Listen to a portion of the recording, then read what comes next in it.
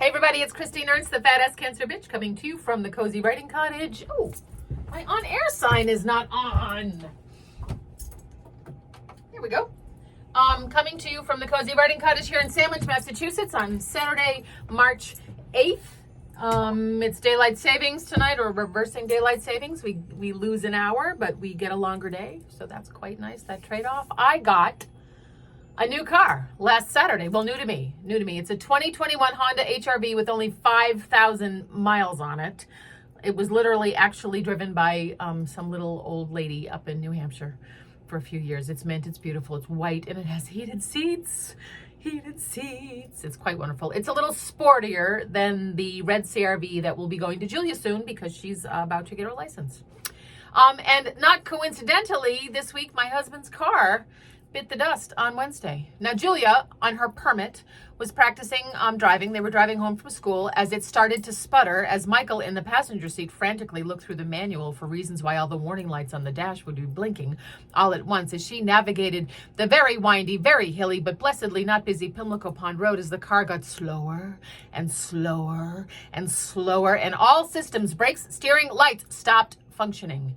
Just before it gave out completely, Julia very competently coasted her dad's 2010 Honda CR-V with 263,422 miles on it onto the verge at the foot of the hill near Peter's Path as it wheezed its last and went silent. Gave up the ghost. Kaput. Good old car. You served us so well. Thanks for all the miles, though I am really sorry you chose this particular week to bite it.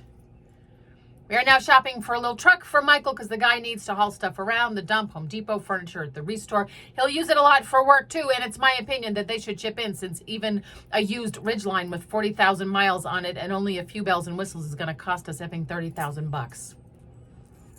Fuck money. Car stuff. Like, we've been expecting this car to go soon. I get it. Michael was proud of the fact, though, that it was so old that it no longer had to pass an emissions test at inspection. And it did expire rather elegantly. Just conking out at the bottom of the biggest hill. Almost heroic, sort of. I will miss you.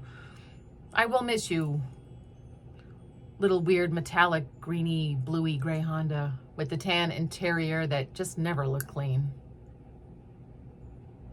So many ways to describe the demise of something. Went silent, kaput, bite the dust, give out, give up the ghost, bite it. See also conk out, go belly up, by the farm, meet one's maker, done met Jesus, beyond the veil, croak, expire, shuffle off this mortal coil, buy it, succumb, shit the bed, kick the bucket, or my old favorite thank you to my dear late ex-husband who was brilliant at mixing metaphors, shit the bucket. Or in more modern parlance that all the kids are using these days, cark it, eat a Twinkie, lights out, reset character, shake hands with Elvis, and my new favorite, go to Belize.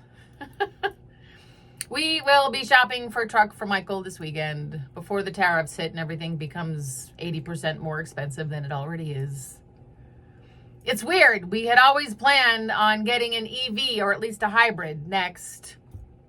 Or even a Tesla back when Elon was a liberal environmentalist and not a demented megalomaniac incel. Now we just want low-key, bumper sticker, less reliable vehicles for the coming totalitarian dystopia as our not unflawed but precious democracy basically eats a Twinkie. There are so many people I'd like to send to Belize just now.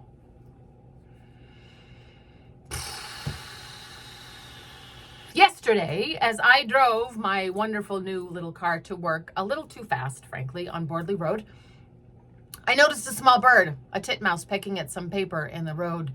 She flew away as I drove over the paper, not over with my wheels, over with my chassis, over with my car. In the rear view mirror, I saw that the paper was actually another titmouse, flapping frantically on the asphalt while the other bird flew around it, at it. I slowed down and watched. The flapping bird on the ground seemed tangled in something, a leaf, a small branch. Maybe it was injured. Maybe it was fighting with another bird. As I said, I was in my car looking at my rear view mirror. The situation wasn't completely clear, but the bird on the ground was sort of tumbling around and the bird flying above it seemed to be trying to help.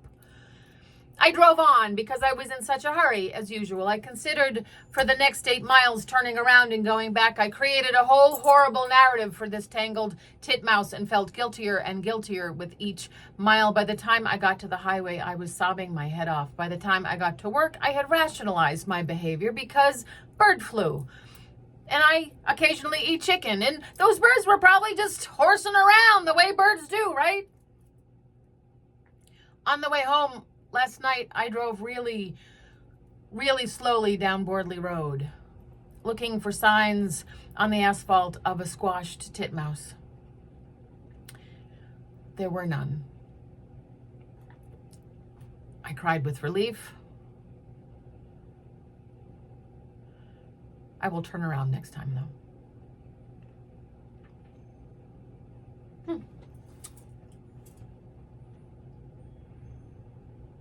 New cars, titmice, failing democracy, somehow it's all connected.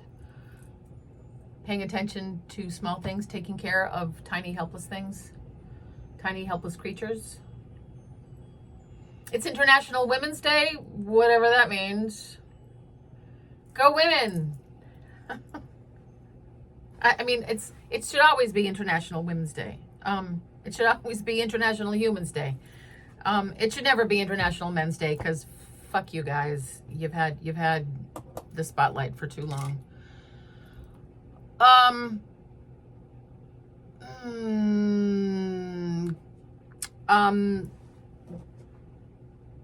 Go take care of something small and helpless this weekend. You won't regret it. Take good care of yourselves. Maybe you yourself are small and helpless. You are beloved, come as you are. Don't forget to put your clocks ahead.